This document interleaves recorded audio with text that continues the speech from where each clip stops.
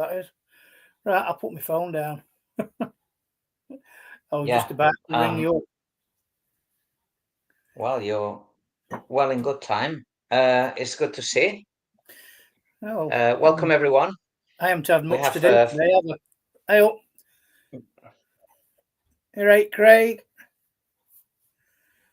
So who have we got on? So we have Kenneth. Hello, Kenneth.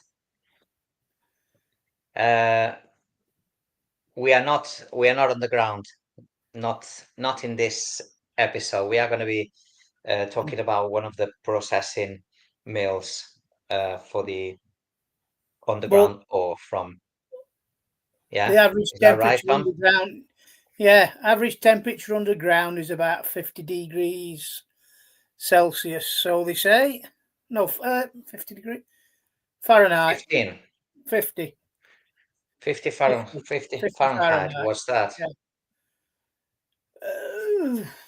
I think it's about 12 degrees, yes. No, it's a bit more than that. It's about 22 degrees. Double it, and It won't be. No, it won't be Celsius. So about 12 About to 12 13 degrees. degrees. I was going to say. Hey up, Craig. Yeah, about 12 degrees Celsius.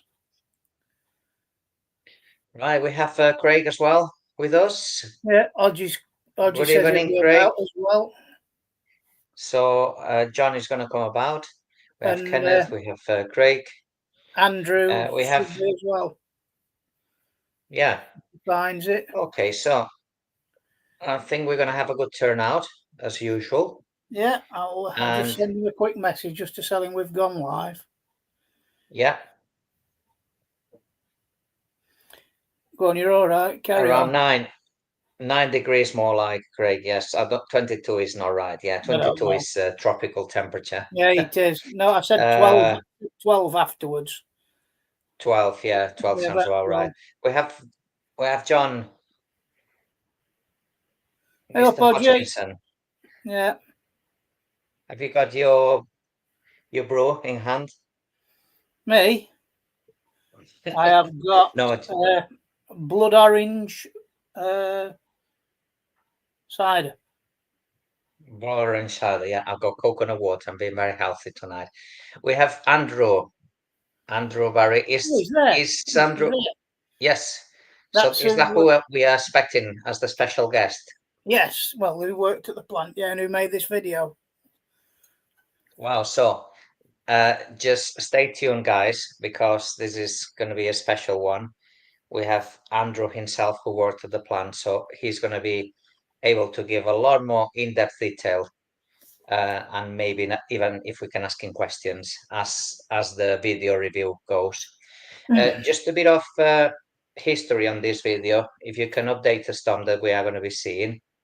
Can you update us a bit on where it came from? Obviously, what is it about for all those that are going to be seeing now? It's Cavendish Mill, which I'm led to believe was built in the 1950s by actually a friend of mine's grandfather and a friend of Andrew's grandfather as well. Daniel Hancock's granddad, he also did build sort of Glebe mine out as well and started that. And this is basically the processing mill one of the processing mills, probably the biggest one that there was and the last one that there was for Fluorspar and in Derbyshire. There were two others. There was SPO and what the hell were it called? All in Derbyshire, yeah. All the three processing mills. There were two up at Ryder Point. SPO was owned by Gallinis, who, funny enough, actually owned this in the end, or part of the same family. And the other one was Dresser Minerals, and they were sort of round the corner from each other. But this was the only one in the Oak Valley area and probably the biggest of the lot.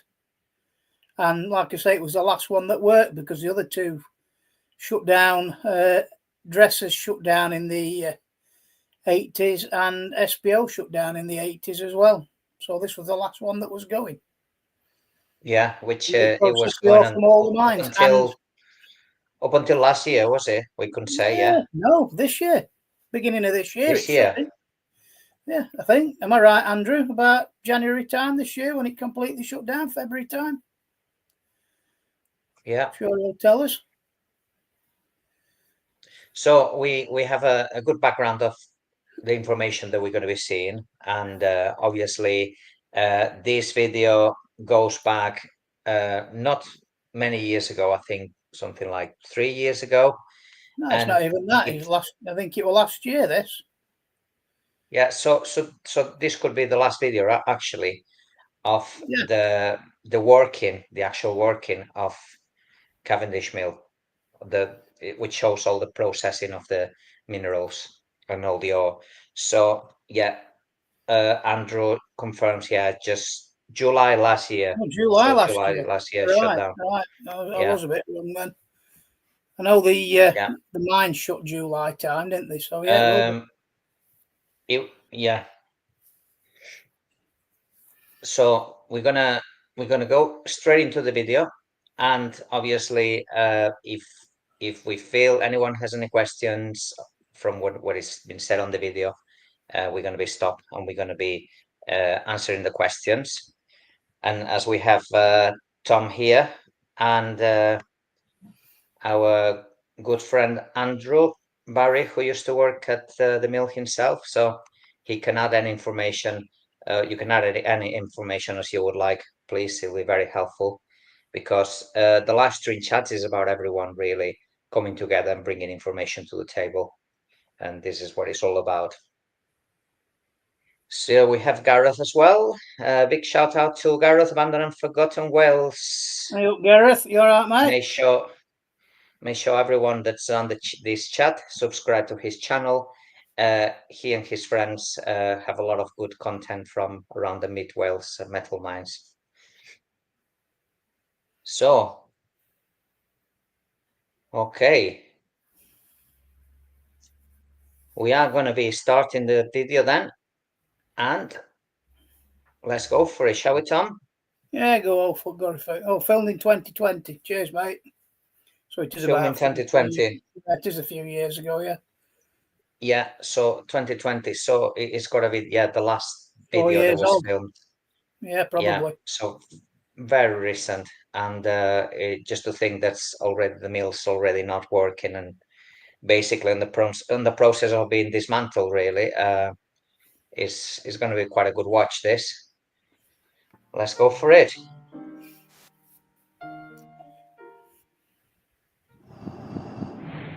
I think you've got the wrong video, Antonio. Is that the wrong one? Yeah, that's the phone version. So let me see. Is it? I think so. I think both. So I'm gonna try the other one. Might be wrong. You'll be able to tell me, since we are sharing the screen with you now. It'll be the first one of the two. So and of course, if you haven't subscribed to Tom All-66, please do, because as you see, he's got quite a lot of good content. I was just beginning to watch your. You've gone too far. I was just beginning to watch your video of the last one that you posted on the Monophrin. The one I've chucked up this afternoon, yeah. Yeah, I need to finish it later. Do you want to? No. That's it. That's Monophrin. Yeah, that's the one that you posted today. Yeah, keep going. That's the one of Saleh Hall that we have revealed recently. And no, you've gone too far. No, there's got to be your videos here, so we are gonna scroll them down.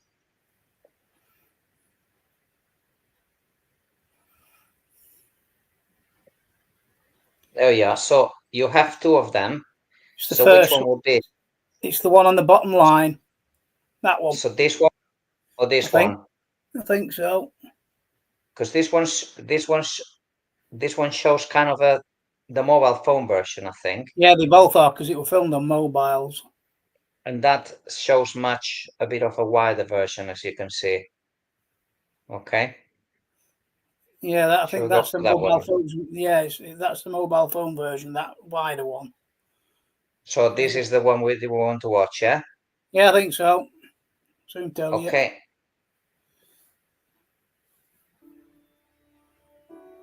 Oh yes, yes, because it shows. That's the Yeah, one. that's it. Fantastic. Let's go for it. Early days of Cavendish Mill. So uh, that's a very early photo, as we can Yeah, see, 1970s, I think that will be. from the 1970s. Yeah, Yeah, right. yeah, So and quite a lot of activity back then, judging by the amount of cars that were parked and it was a all the busy smoke that spot, comes out of a the mill. really busy spot back then. Yeah.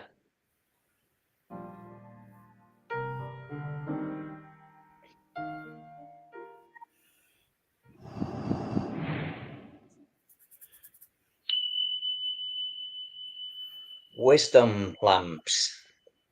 They're very popular for miners, are they? A lot of the miners, they use them in other countries, I think. Use them So over we here have the as well. sign, yeah. So we have the sign straight away: British Fluorspar, Fluorseed, Cavendish Mill. The mineral processing at Cavendish Mill now sadly gone, as we have mentioned. And let's play. Music might drive you mad. No worries, we can go with it.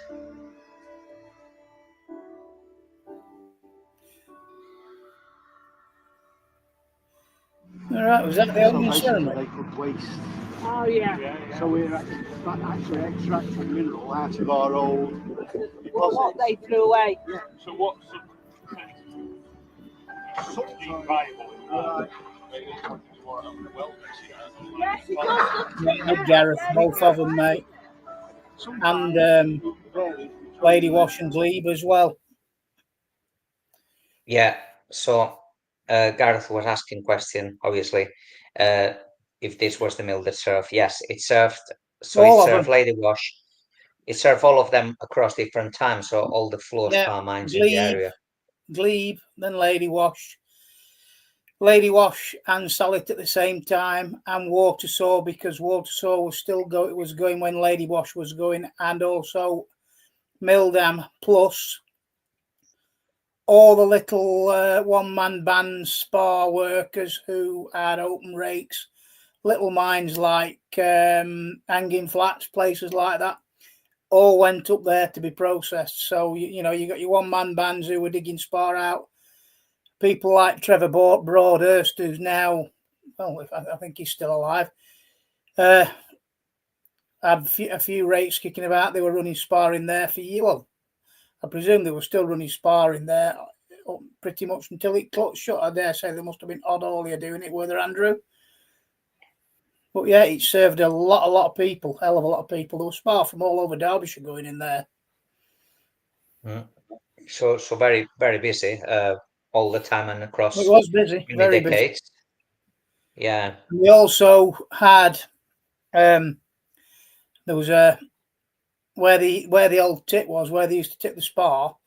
Opposite that, there was a guy who used to crush all the roadstone up from there and take that out to most of Sheffield's built out of stone out of there. All the big tarmac estate at Drumfield came out of there. Morefoot, which is I think it was the Manpower Service Commission down near the old Ward's Brewery opposite there, that was all stone from there. It was a big operation up there, really big operation. And we have Gerard, the Irishman, on YouTube, so check him out as well if you haven't subscribed to his channel. It's going to be only 5 minutes, but thanks anyway. it's good just to bob in for 5 minutes than not bobbing in at all. So it's much appreciated. Okay, so let's carry on. 15 to 20% is either Fluorspar or graphene. But because most of it is so fine, we can't actually recapture it, so it does not back it down. But we've worked out that we get about 6% of that 20 or 14. So it is worth doing. It's part of the process of extracting it and relancing it.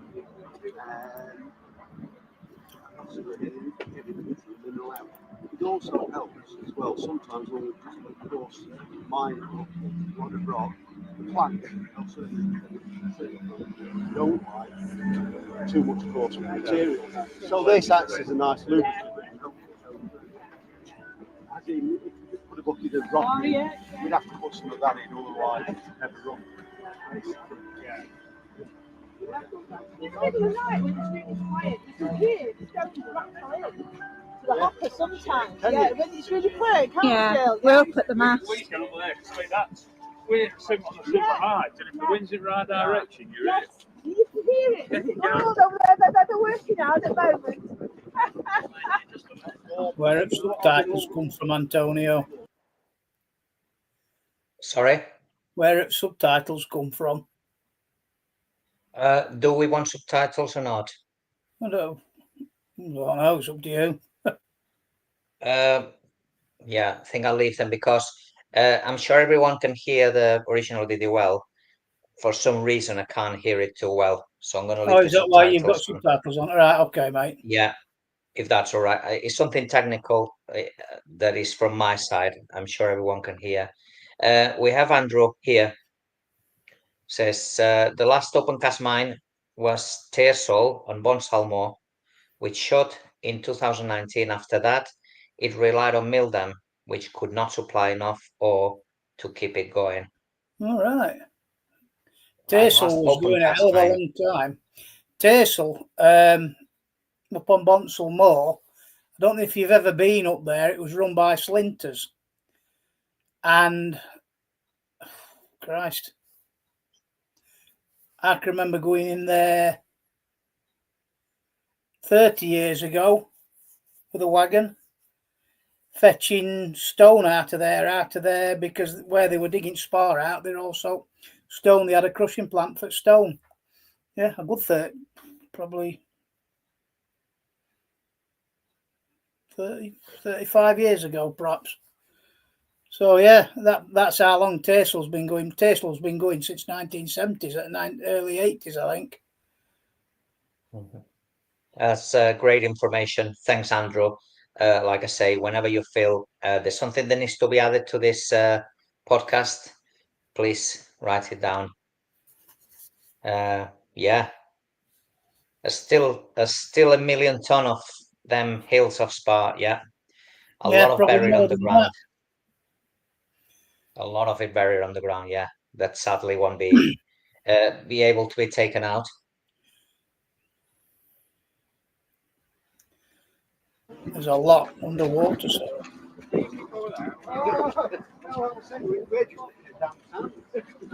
It's a fair plant that can cope with that sort of stuff, isn't it? Yeah. Process that. I mean, I can't even get that out of people.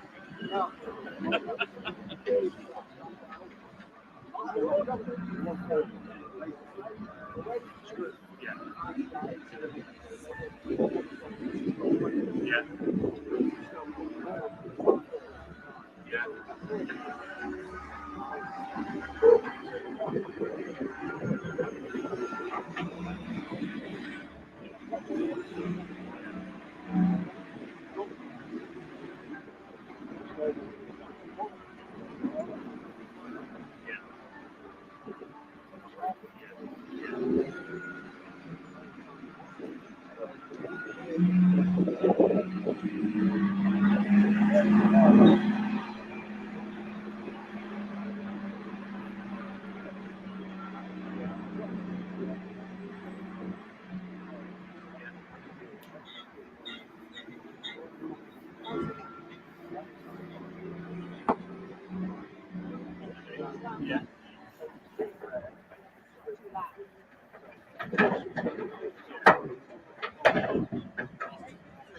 So that's the crusher.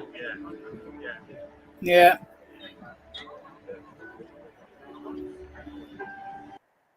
So I take it, Tom, that everything that's here on these grounds that you can see, that is the ore itself, Yeah. is it? That's the material, the spar that's come down from all the mines and all the open cast. So they kind of come lorries in and they dump it all there, and from there they start just you know just scooping it out on the crushers, and so it goes. It goes up into that crusher and it's smashed down into. I don't know whether it was a jaw crusher or a ball mill or whatever it was, that sort of crusher. But the quarry I used to work in, they take it from lump down to about 9-inch, and then from that to go into a secondary crusher. But obviously, slightly different process with that. Yeah.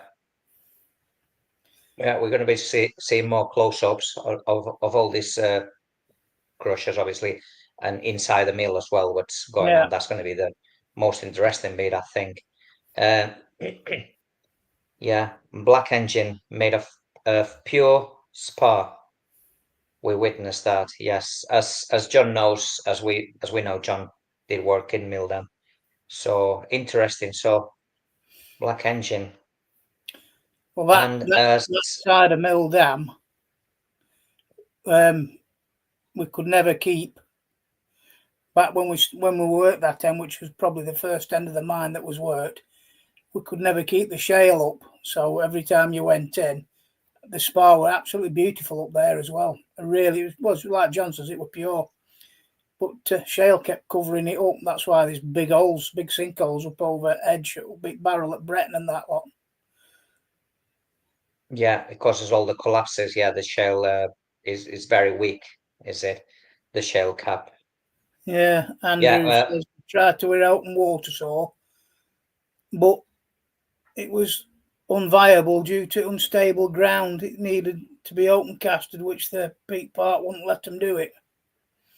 Because there's a hell of a lot of spar left in water, so a hell of a lot, and it wouldn't have been far really to go for it either from mill at all. Yeah, that kind of makes sense, because obviously when we had the chance to explore water, so and we knew that there was some work done to it to reopen it, some new arches, and they've started to drive a new drive underground, and there was some new timbers that they placed in the main incline to show some potential collapse. But yeah, the ground there is judging by the amount of timber anyway, is got to be really bad. Well, the amount of collapses happened in there while we were in there, it came down, didn't it? Between me and you going last year, well, beginning of this year. Yeah. A full section have had collapsed. Probably a 6-7 foot section of limestone have given way along the wayboard of clay, along the clay bed, which creates a weak point. Yeah, that was terrific actually to see. Yeah, so Gareth says, bring back memories when I used to do hobbles at the local aggregate quarry, driving a 20-ton 360 excavator. Hobbles, what are those? Tom, Cobbles. do you know? Never heard that one. Hobbles. No. Could be cobbles. No. Cobbles. Okay. Well, play on.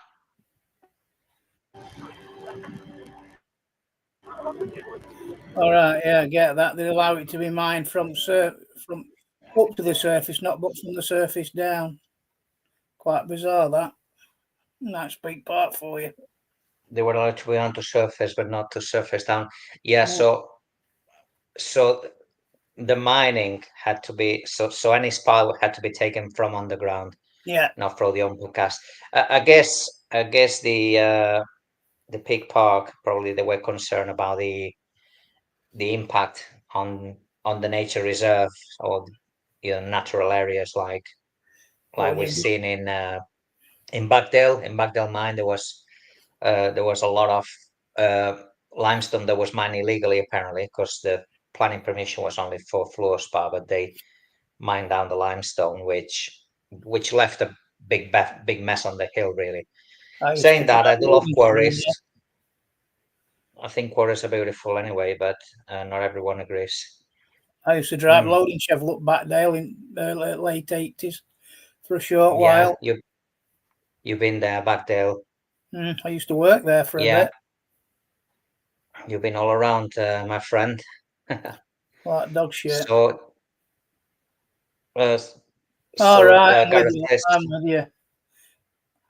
Work on the side. Yeah, so I've never heard it called that before. No, it's we're always learning every day. Foreigner. Well, carry on.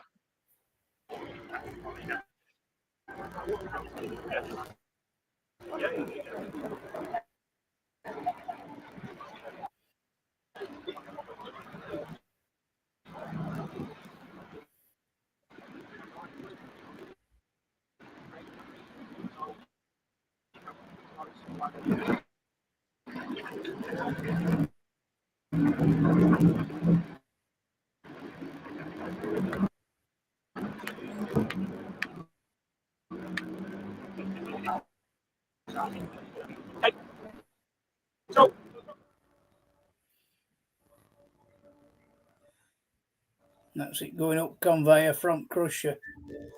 Yeah.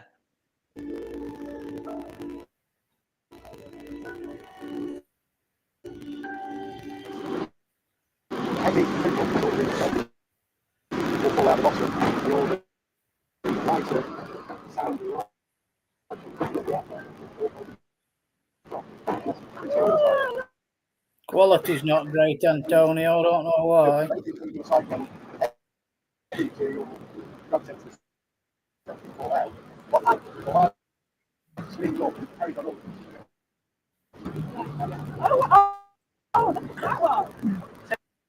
This is the crusher. So basically, they're crushing down there. There's a spare one. Yeah, looks good, isn't it? Piece of varieties. Don't know why, Antonio. Very, very clear. The lock wash.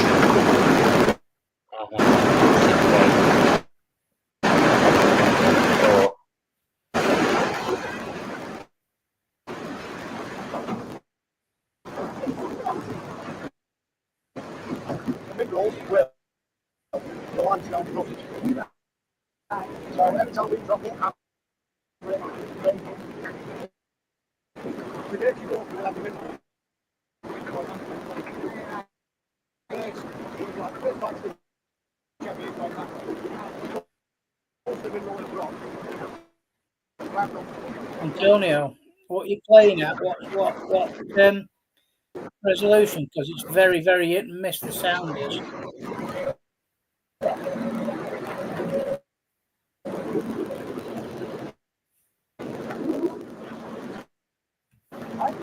So the fine stuff goes down the bottom in the water.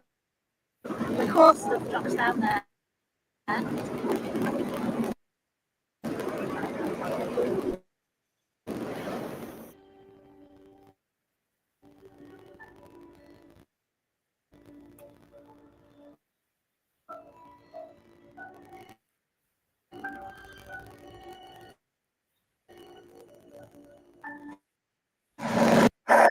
So we've seen the initial process of crushing down the bigger lumps to the smaller lumps, and that separation process and washing of the ore. And Andrew says it is going to the crusher. The hopper, the shovel, is loading it into the apron feeder. Okay. Thank you. What are you playing the video at, Antonio? Because it's very, very, very garbled and a bit patchy. Sound is. Let me see. I'm gonna go down to 720. I would. Yeah. Okay, let's carry on.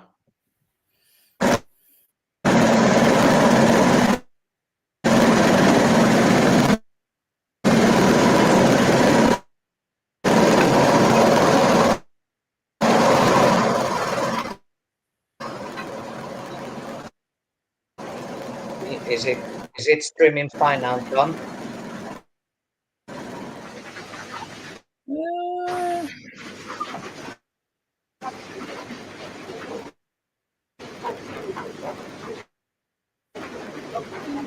It's a bit hit and miss, to be honest with you.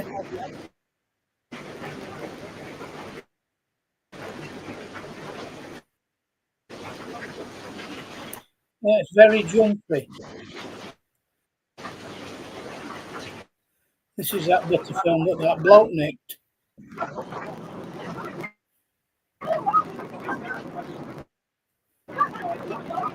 Yeah, it sounds very jumpy, Antonio.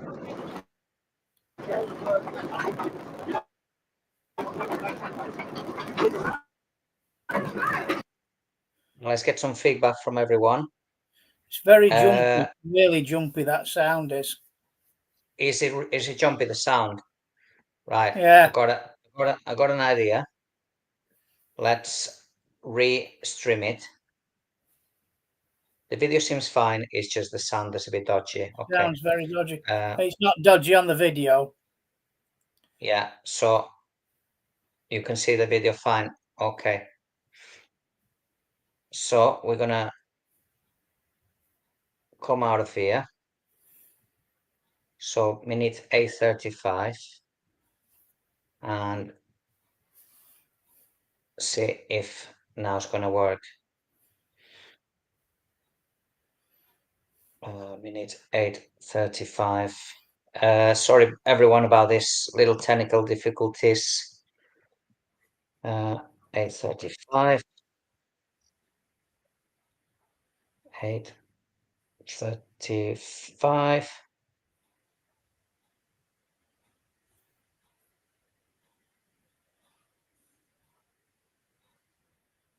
Let's see if this one works better. Tom? Yeah, go I'm gonna for share it. it.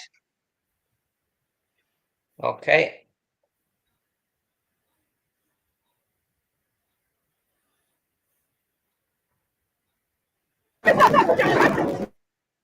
You are? That's a giant magnet. Oh, let's what? Oh, that's one in the leg now. Legs not magnetic, is it? Is it? So,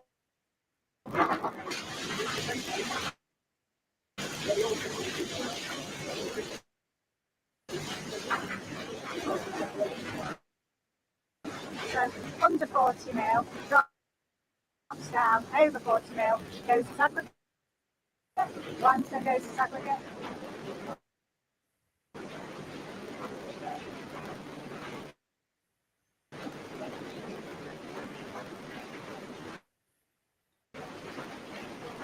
I love it. Cheers, Craig. I'm glad you like him, mate. Yes, Tom, he was saying. I say, Craig, he says time for an advert. time for an advert. Is it sounding better now, Tom? Yeah, it's a bit better than it were. Okay. We'll carry on.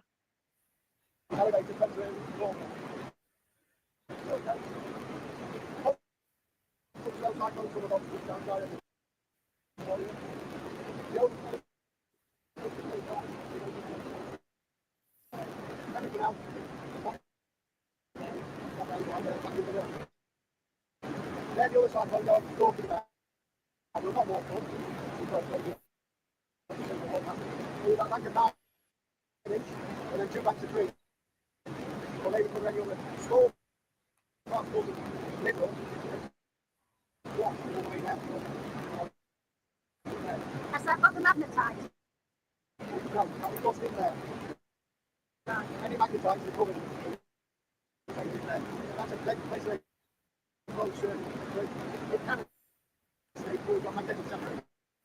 Yeah, did you see that, Antonio? Yeah, not yet. Try dropping it to the lowest resolution. It might help the audio. Fluorspar legs and varieties just all mixed up.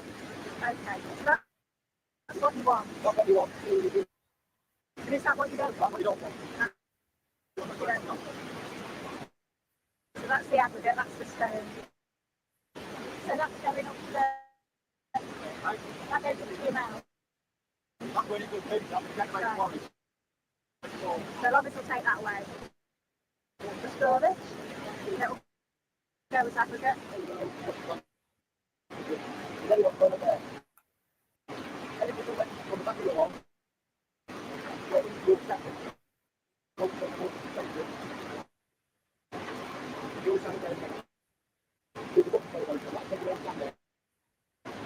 That's fine, that is. You'll start on the elbow. Stand. Hold it from one way, look all together. Like all the feet, or you do it.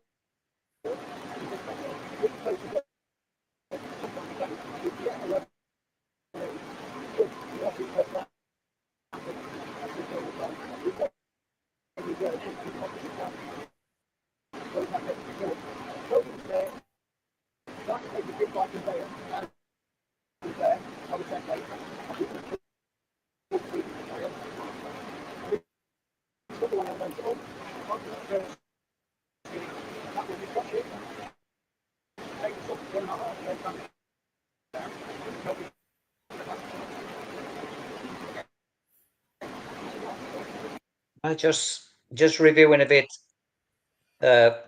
Just reviewing a bit from what we have seen, Tom, so far. Just checking, was the sound a bit better this time? No, it's not great. Gareth says try dropping it down to the lowest resolution. It might help it. Yeah, I'll drop it down to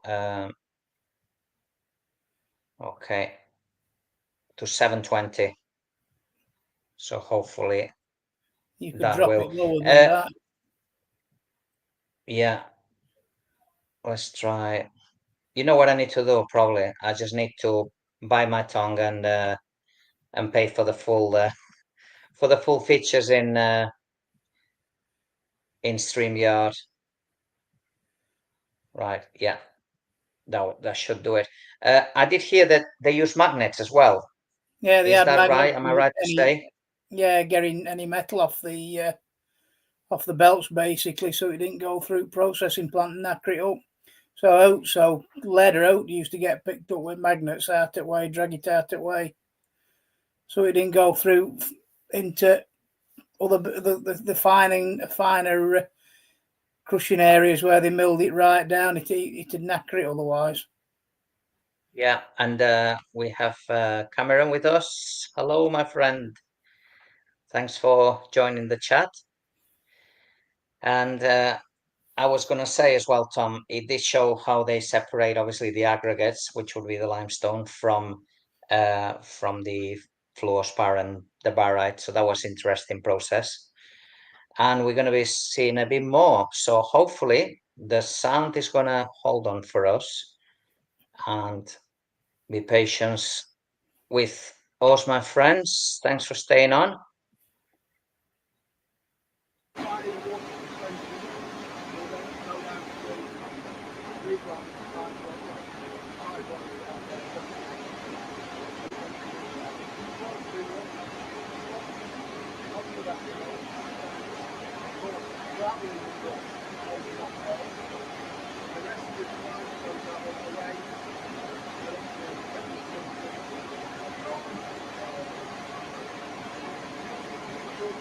You're showing other version of it, Antonio, aren't you now? Yes, Tom? You're showing the other version of it, aren't you now? Yeah. Yeah, well, you won't catch up because you don't see everything in that. Oh. So that is a shorter version, is it? No, it's magnified more, isn't it, to be allowed for the mobile screen, so you don't see everything. Yeah, so the 12 is wider screen and the other video, but yeah. There you go. So 1249, we can swap that easy, so that's not a problem. So we have the 1249 version. And just drop the resolution down. Yeah, I'll drop the resolution again. So That one. this one we said, that one, yeah? Yeah. We go to 1249. And drop the resolution. Yeah, we're about there, are we? Yeah. Yeah. Yeah. Okay.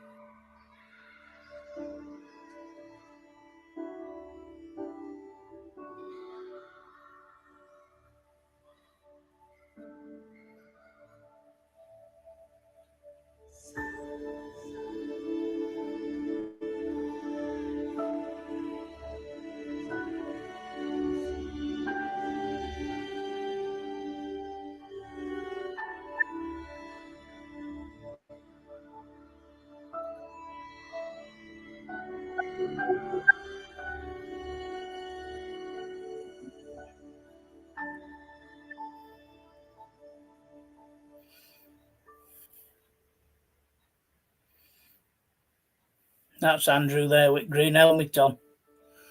All right.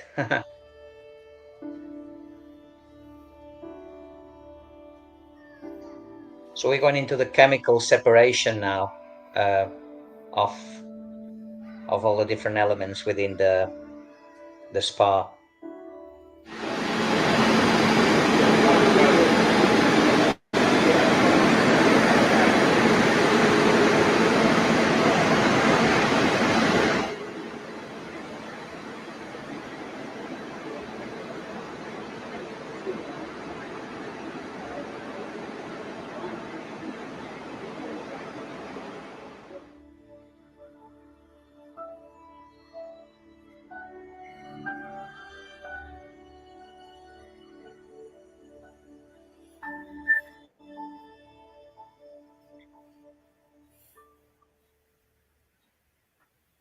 Translate entire websites.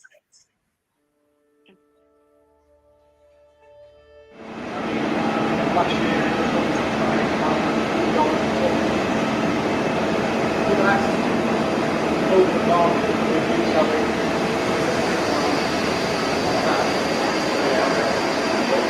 An awful lot behind that plan. To get to the out of the ground, all the future liabilities of restoration, it's all going to come out like gold. It can, but it's not just that stuff. That's why I think the other part of it from the final cell down in water suspension. Basically settles out at a very steady rate, actually gets into second, forms a sludge on the bottom, the rake is wind it into the centre, come down below, up into a bath, back into back. All three products basically are the same. That's what the big is. Right into the blue tank and the rusty black tank there is to the left.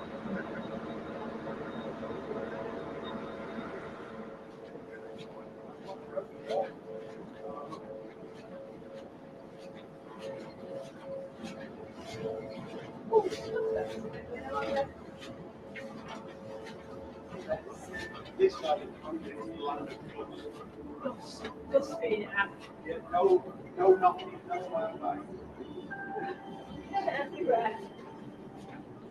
Like sand, isn't it? So it's up there, Fluorspar, the one that's looking down there, that's where it is. Yeah.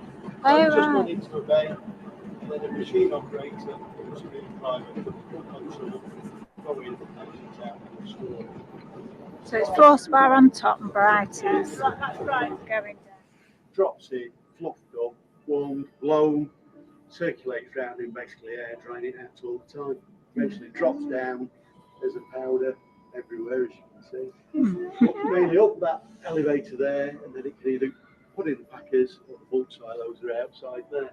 And it's either off by tanker or into a van. The dust's everywhere.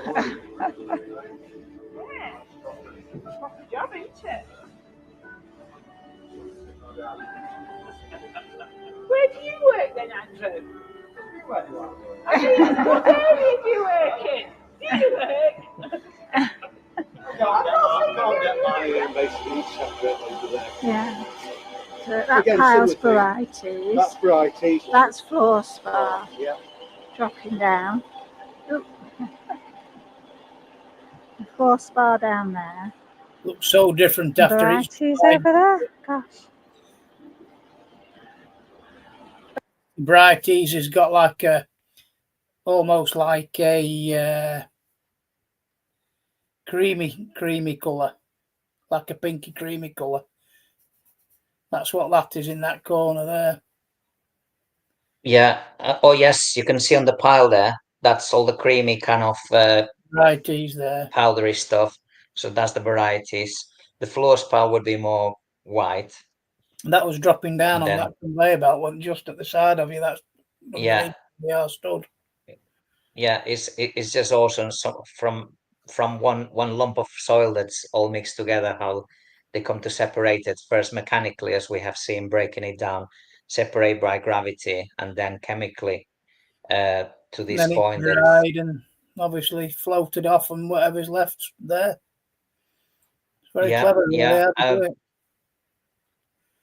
Ah, right. have- What does Andrew say?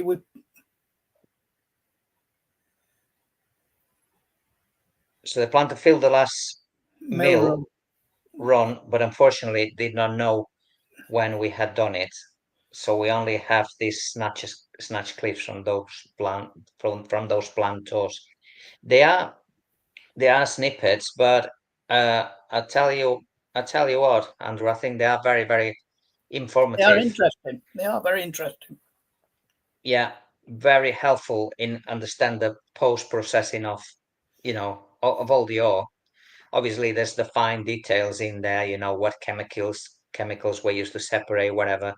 That don't matter so much, but for anyone that never seen a mill before, you pretty much get the idea, and it is very well explained, Andrew. So I say this bit of video is priceless in Yes. terms of showing what was done in Well, the mill. there is none available. Yeah. This is the only one that is available, as we found out with that certain person pinching clippets of this film to make his video when they did their what's the word? Sneaky peek tour around the mill not so long back. So they actually took snippets of this video. By how they did it, I don't know, because it wasn't available to be used. And if it They wasn't can screen. that way, they can video record, can they? You can video record, screen record. So there's ways to do it. But what sort of peed me off, they didn't actually ask, or they didn't acknowledge you. I mean, like Andrew, he filmed it and his wife filmed it.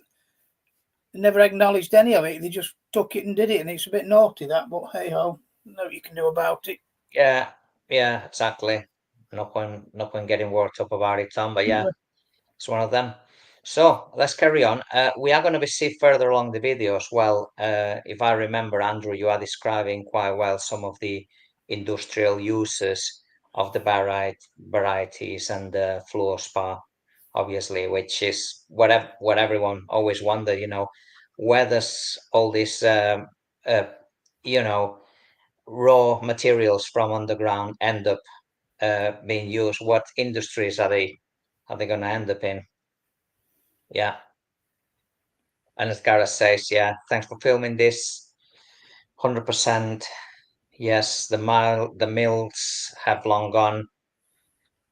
And even though this is on a much greater scale, it still gives us a perspective of the process. Yes, it does. It does. Very much so. it does give more appreciation to the whole mining understanding of the mining industry. The post processing of minerals, I think, is just as important and as the mining processes in itself. Which with Tom in previous live stream we have gone a lot into detail, obviously, but it's nice to see now something different The for other a change. side of it, totally other side. Yeah, let's carry on. Very different to when it started. That's Fluorspar pile over there. Yeah, all that work for that. Yeah. This all goes out by bulk tanker, did you say? Yeah, either go, again, the varieties and the floor scores either go out as they receive them as a filter cake, or they'll get dried, so they'll end up like a nice rusty powder. Yeah. And either go by, and obviously goes by bulk tanker straight to, yeah, I mean, at the moment, it's going to a company called Lincoln Electrics, which make welding rods, so it's going to welding rods. Oh, right. Big European manufacturer. The rest of it's going in aluminium smelting. You get good prices for that. And also into the chemical industry. So when I've done some parts today. Honeywell. So this is the Fluorspar. Like this. Just in an Arctic. Just in bulk. So it's moved in and out. So this is what they want, is it? Yeah.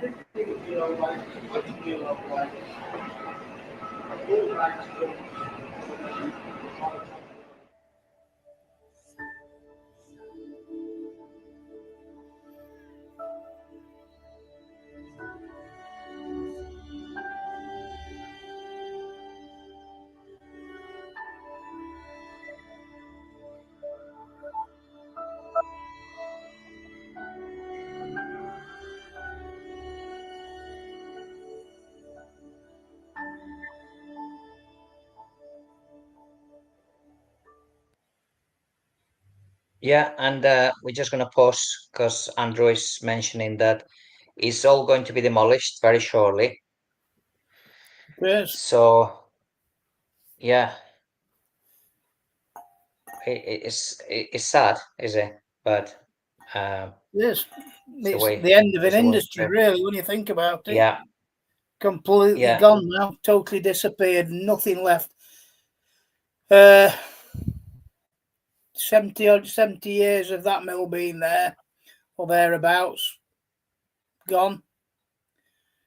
yeah, As in the lead mining and fluorspar product. I mean, lead mining in Derbyshire they've been at it since Roman times, and I mean fluorspar they've been using it in big quantities since the like 60s and 70s onwards, really, when it was in its heyday in the 70s and 80s, when there were thousands and thousands of ton carried up to that mill every day by road, and it's gone.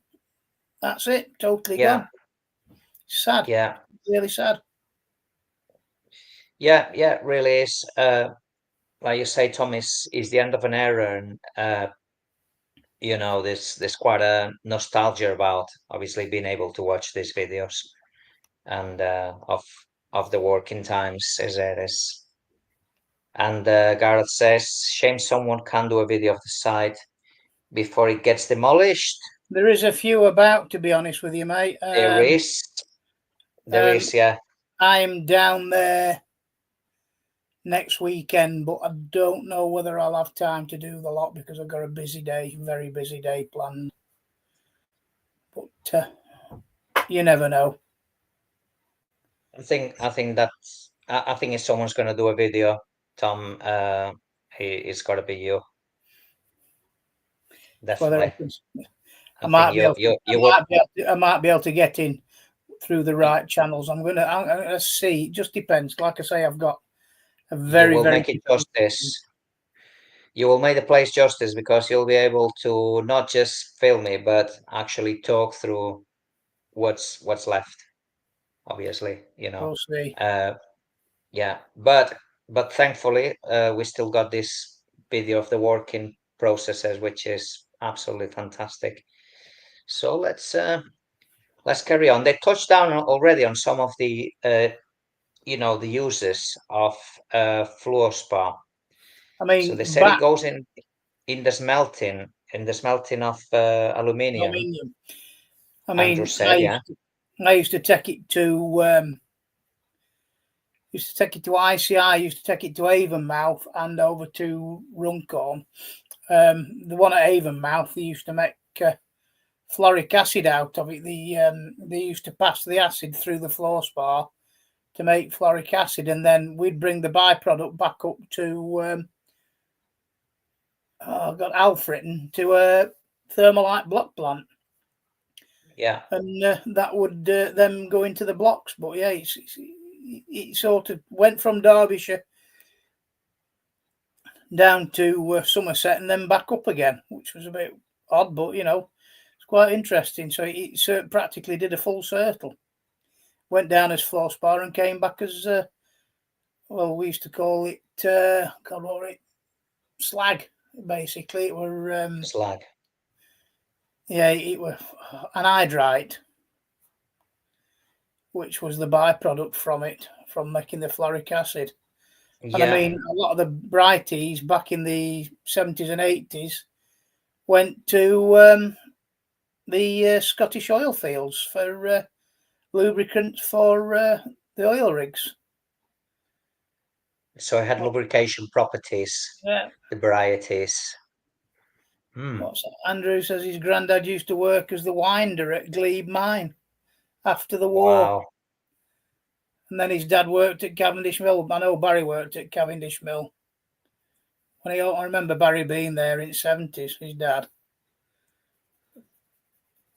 Yeah. So yourself, Andrew, you come from generation of miners, which is, it's very nice to see when your whole family has been working in the industry, from past generations, and there's a lot of history that relates to the mining around us, is there, in Derbyshire, and it's just nice to give its respect by showing these videos and talking through it, really.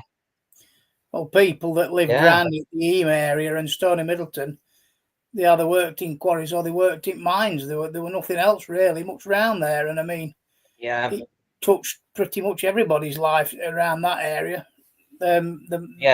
All the mines did, definitely. Everybody knew somebody that worked there. Yeah. All the villages in Derbyshire, you could say, they develop around the either mining or quarrying industry. In fact, where they around that area, yeah, they definitely. Yeah. Fantastic. Let's carry on. We've got another 10 minutes of this. Some nice photos. It's quite a nice perspective.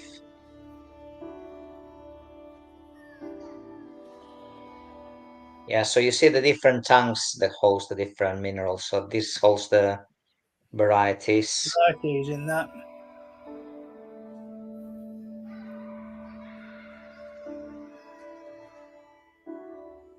They look like big sort of mixers, don't they? Those big tanks. There's electric motors on top. They'd be for spinning it, I suppose.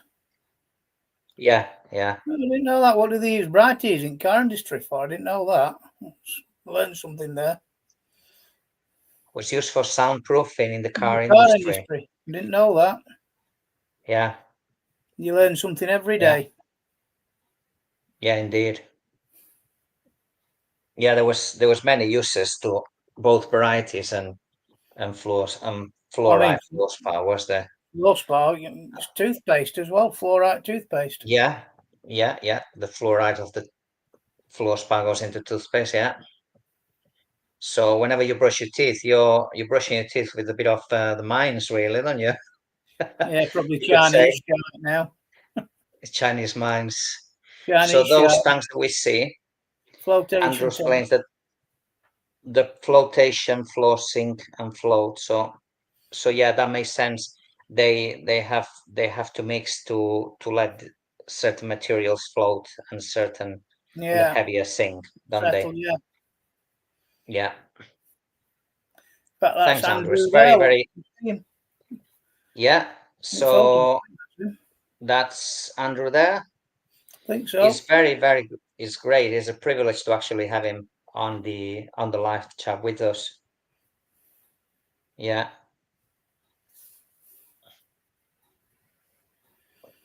Let's see the rest of this.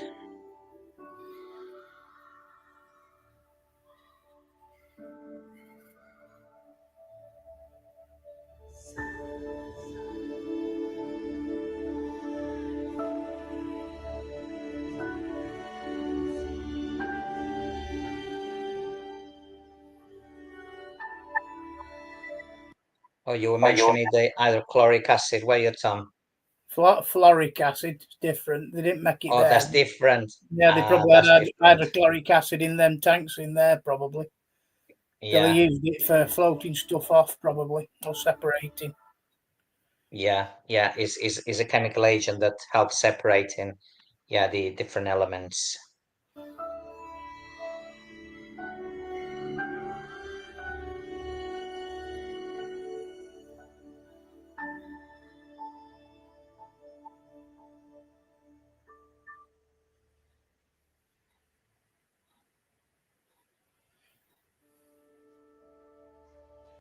Variety is a scavenger. It says there, a scavenger. Interesting name. A scavenger, so it takes the leftover varieties kind of thing, does it?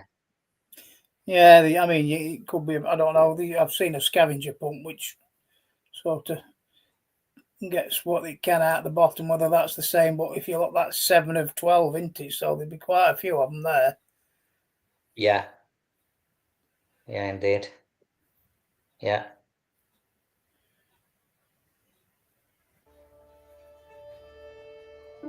That's drier down there, I think, big looks of it. Do you see the dryer? So that I think that's the dryer. It looks like a dryer.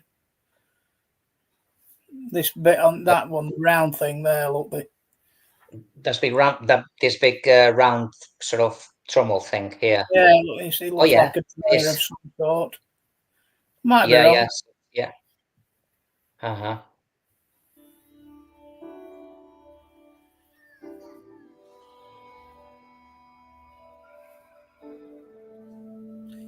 All right.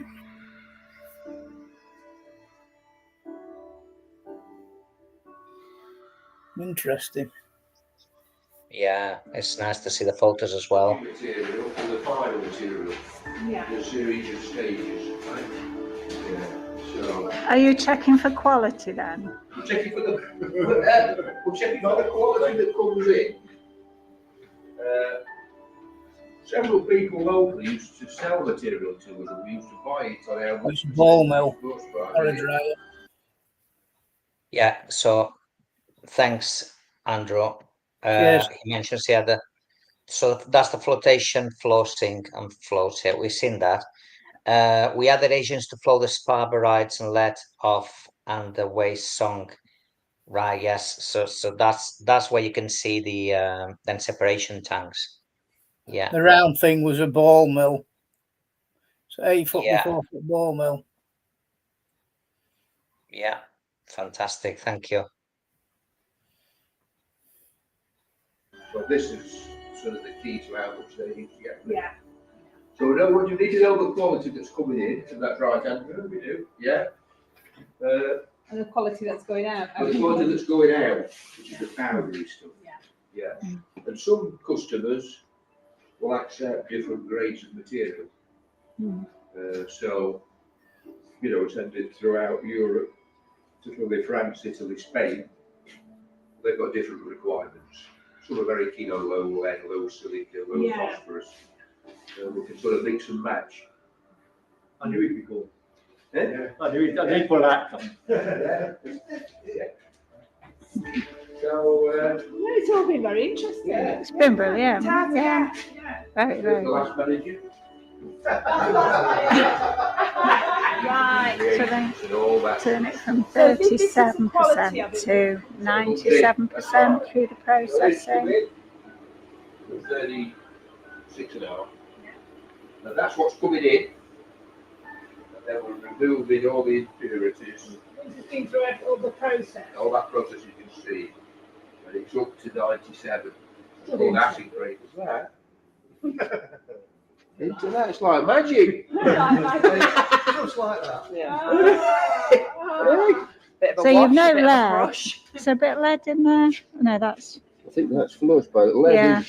is sort of a similar type of. so. Is that out of the waste from previous workings? Well, you know the mines locally, Yeah, particularly lead mines. yeah, Well, there's one existing mine at Mill down at Bucklow. yeah. That's where this comes from. Oh, that comes out. Yeah, From Bucklow, yeah. right. Yeah. From Bucklow. So there's not many areas of the country where Fluorspar is found, but this is one. Yeah, It's found in the northeast, yeah. but this is the best in the world, Andrew. Finest. And the finest men work. So the Fluorspar's in here. Yeah. These mines and this Okay. muddy stuff. Yeah, Well, that's how it appears in in the rock. in the rock. Yeah, That's what we turn it into. Wow. yeah.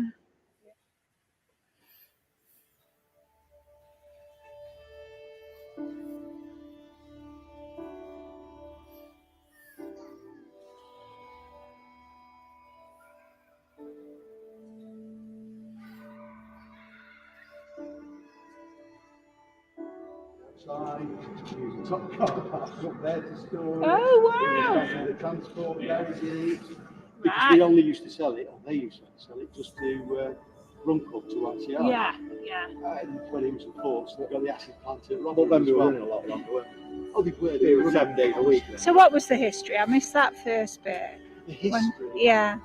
When did it open first? 65. 64, 63, 64 we built it. And was that Laporte's? No, It No. was- all the ports. Oh yeah, but that was a variety before the ports. No, the reports took it on. Oh yeah, took it on as a port. So when did they finish? Laporte's? 99. wasn't it? 99 they finished. Was there a dip in the market, did he say? China flooded the market. Oh, that's it. That's China it. flooded the market.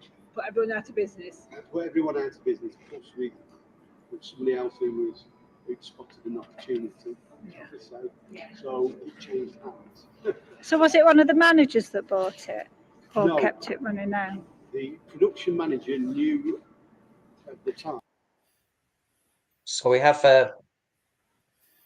Andrew commenting about the tours. They were very popular.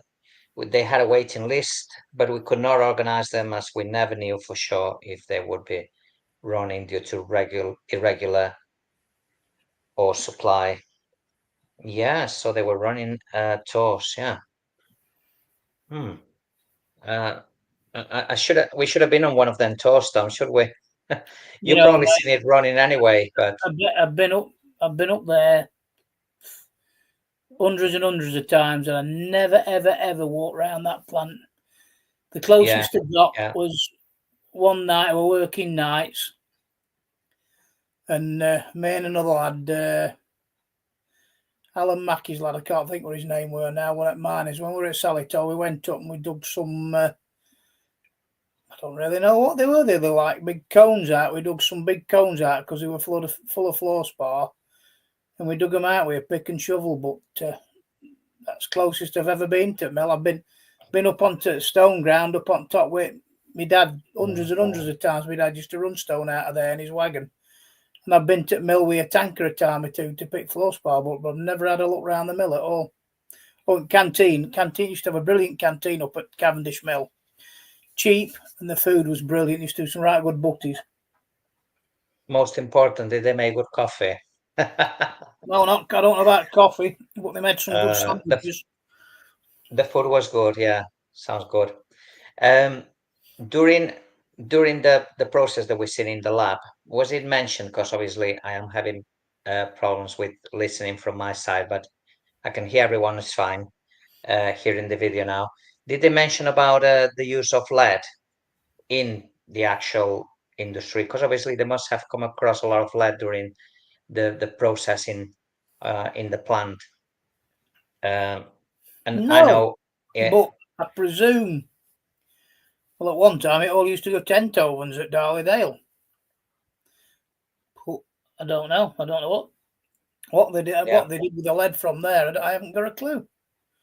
Andrew will probably be able to tell us because I don't know. That's something Andrew probably can bob in the comments if there was any use for lead. It's something I've always wondered. There'd be a use for it, but I always thought they'd probably send it down to Entovens and Darley-Dale to be processed into whatever they met down there. But I don't know. I haven't got a clue. Let's carry on with the video.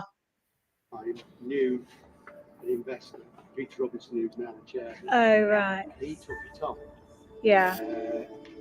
And for 1999 to 2010, 2007, it was under Peter Robinson's sole ownership. Right, okay. And we were selling it again back to Runcorn, to what used to be RCR, which Ineos decided to close the loop and buy the source of their raw materials. Yeah. Because Ineos is one of the biggest chemical companies in the world, if not the biggest, decided to sell their Fluorspar or fluoride business to the Mexicans, or Mexico. The Mexicans came in, bought Runcorn, but had a look at us, decided they didn't like the look at us, and basically shut you down. Well, didn't want us part of the deal. Ineos kept us. They didn't know how to sell varieties, lead, or the stone, so it was just stockpiled or wasted. So eventually it shut because they weren't marketing. Yeah. So it closed, and then Peter Robinson, along with the Italians, who were contact was that two gentlemen, Frank Robinson, Gilleen, back in the 60s, built this. Obviously got it all operational reports for history. But then, a few years later, subsequent years later, built a similar plant in Sardinia, which is now owned by Fluorspar. Fluorspar then heard that this place was for sale and decided to come in. Oh, right, so they bought it. It's gone full circle as And it's regards. just gone full circle. And they know how to sell all the products. And they know how to sell all the products. So now, yeah, but it goes worldwide. I mean, they don't own Honeywell or Lincoln or any of the companies it's got, but they know how to sell the products. So where we were at one time either wasting, putting it in a dam, bringing it back down a hole, whatever, mountains of Fluorspar, literally as soon as it comes up, You sell it. Which is how it should be. That's how you want to be. Yeah, so sounds like the Italians, they got it all right with the making the selling of the Derbyshire Fluorspar. And as he said, the Mexicans didn't have much an idea. So depending who's owning obviously the plants, there's gonna be a good turnout of sales or it's not, is it really? We have actually Andrew is mentioning about the lead. We have messages that keep coming in. So they got a 1 ton of lead an hour or a run, which went firstly to China, then lately to Entovans. So it wasn't wasted, the lead basically. No, it was shipped off somewhere else for whatever they used it for. Interesting. Yeah. We have James with us. Mines and Man Caves. Everyone keeps turning off for the chat. It's nice to see. Thank you, guys. We have a few minutes left of this. Let's keep listening. Few photos.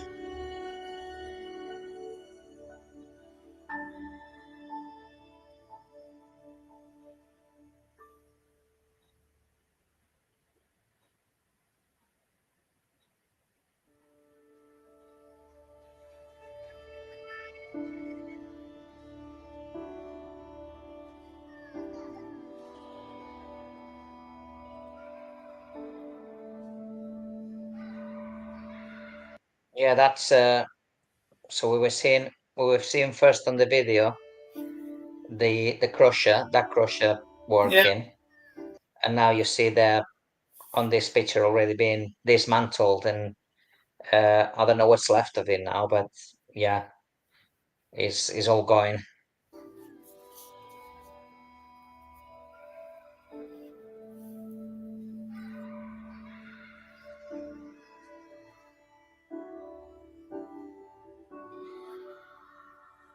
Yeah, all being totally dismantled. You can see here already.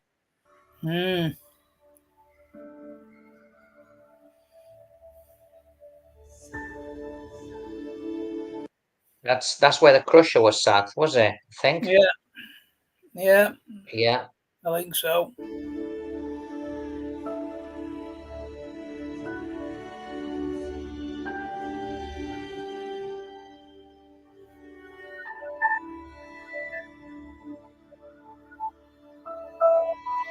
Very nice to see the photos as well. Very good. Yeah, they're brilliant. Yeah, Spa varieties, lead.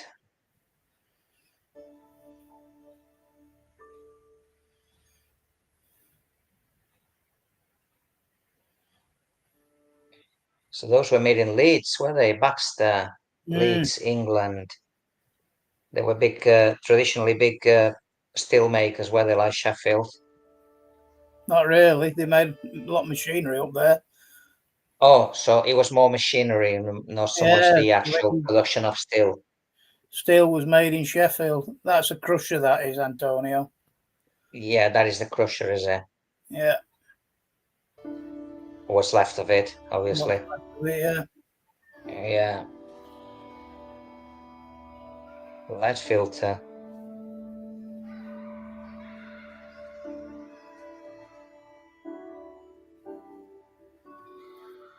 Those are the dryers that we were, hang on.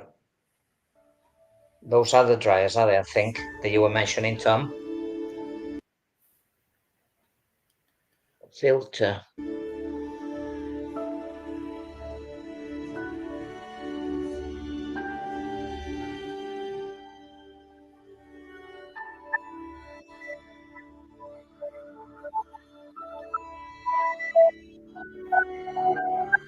Apparently that crusher still sat up there. They couldn't get it down. Yeah.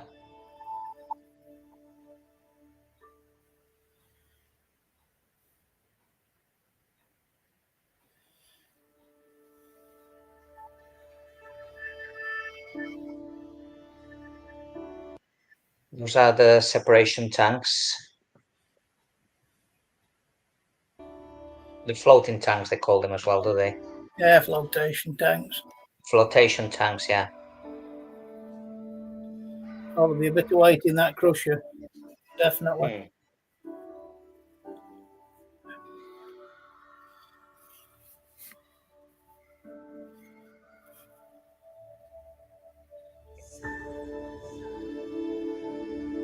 All right, they were. If you look where it says Antonio, they were filters that sucked the spar out of the bowls.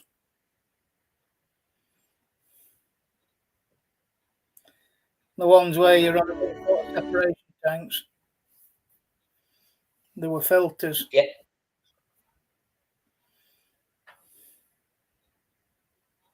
Yeah. We have Andrew. It keeps commenting.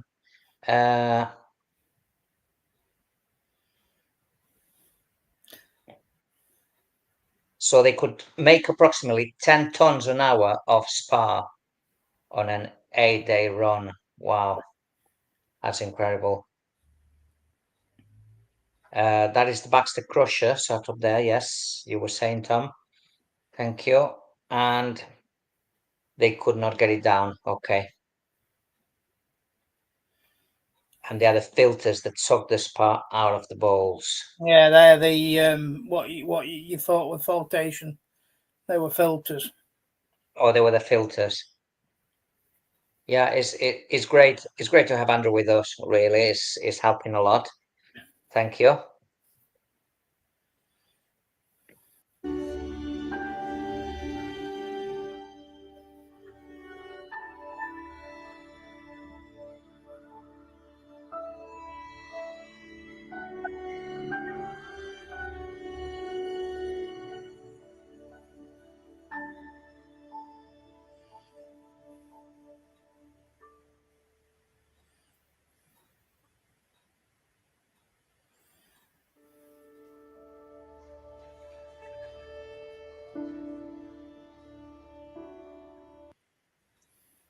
Yes, I do like how you, Tom, basically just acknowledge, the work that everyone was involved in, and pay homage to everyone that was in the industry, really, that pay respects to everyone that worked in the mines, that worked in the mills, and this gives the video a bit more depth.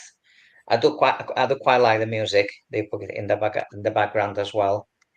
You know, it does it adds quite a lot to the video. It was a great watch. Absolutely Poignant to loved the it, Tom. music. Eh? I say the music is poignant, melancholy. Yeah. Oh, It's somebody commented out using another video the other week, and somebody said, "Oh, what's the gay music all about?" And I thought, ignorant yank. they're always going to say something one or another, are they? Yeah, So I wouldn't worry too much about that. I don't. Oh God, that was another great watch, another great review, and I think we all feel that like we have learned quite a lot in terms of the mineral processing industry of the mills. Definitely, I have. I don't know about you guys, and it's been another good turnout. So thanks everyone for joining in the chat that has been here. A special thanks to Andrew Barry Lomas, who is the one that provided the video to Tom and who has been able to bring in more in-depth knowledge to the table. So it's great. And Now, thanks, Tom. we were talking earlier about what the next one's going to be, and we think possibly sell it all. Yes, Did we have a series of videos actually with Salad Hall where you came exploring with us, Tom, and you were giving us kind of a tour around, and different bits and bobs that when you explore, you just don't acknowledge, or you think, oh, what's this? You don't know.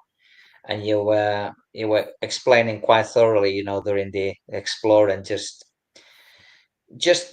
bringing more knowledge to the table, really, because us mine explorers, we look around and sometimes we don't know what we see. And when you have someone like yourself that's worked down the mines, it brings a new dimension to everything, does it? And I think that's very important. So yeah, we're going to be reviewing Saleh Hall, definitely. Tom, we have quite a bit. well. Watersaw could be next on the list. Watersaw mine, but Milldam's been done to death, so Milldam has been done. Yeah. Yes. We've also got Home Bank that we could have a look at as well, possibly. Yeah, I'm sure there's quite a lot we can go through. Yes, thanks, Dave, for turning up. And Andrew, cheers for all that. It really needs filming. It is present state for history. Yeah. Maybe, Andrew. Indeed. Maybe that's something that me and you could sneak off and do one weekend. If my other half will let me disappear to Derbyshire for a few hours, but it might be on the cards, mate. It might be on the cards. I'll see what I can do. I've got a long time off over Christmas, so you never know. I think you've got to convince your wife, Tom. The boss. To talk to the boss. And I have something quite interesting planned if it comes off. And if it comes off, it will be quite an epic video. But things I've got to have a little chat, and it's got to be sort of deemed whether we can and whether it's possible. But if it comes off, it'll be absolutely epic. Believe me. You're teasing us now, Tom. You're teasing us. So you got to spill the beans. Come on.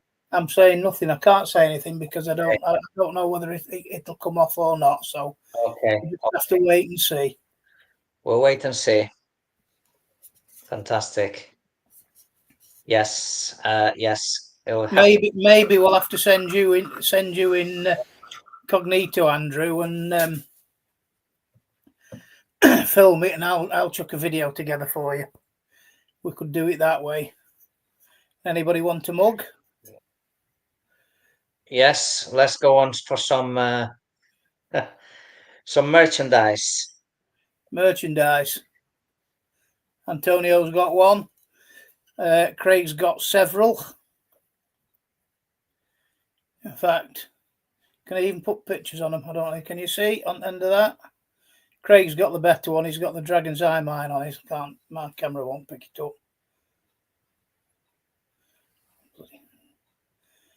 That one, that photograph on the end of there is in Wales. Yeah, get your camping mug, guys. If you haven't got it, send Tom Allminer a message, direct message him. You got him on the chat. I've got mine for £10. I think is a bargain. Way cheaper than what my personal page, YouTube page, sells it for, which is £20. So £10 you definitely got a bargain. If they hand delivered, they're £8, but if with postage, they're a tenner because postage ain't cheap. So you're getting a bargain anyway. Yeah. So get yourself some mug from Tom. Send him a message.